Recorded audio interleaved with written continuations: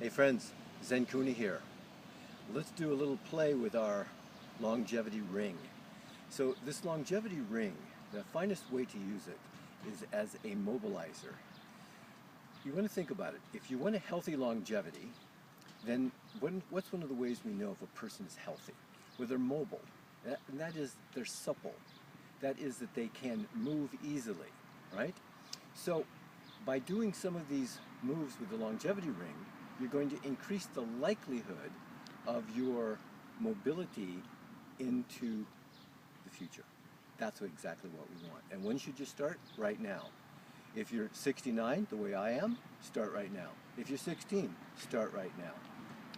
These kinds of moves, done in a relative slow motion, allow you to take the time to feel what you're doing and notice where you're tight, where you're stiff, where the fascia has gotten pulled and restricted. And then you can start to work it, to undo that restriction, that pull, gradually, gradually, gradually. Not trying to stretch it, but to mobilize through the range of motion. And gradually your range of motion will become greater. So let's do this particular set.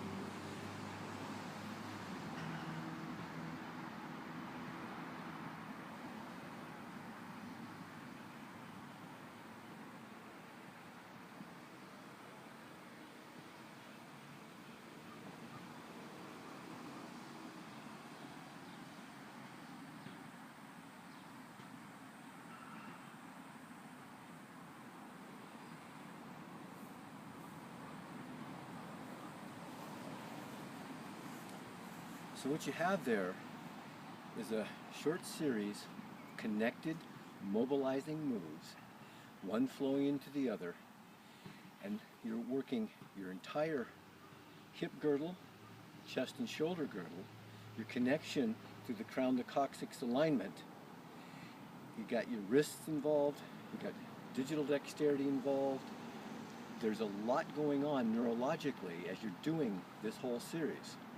So play with it, do it to the level you can, and you may notice as you start off in the series, as you've done it a few more repetitions, you start to go lower and lower and lower in your positions.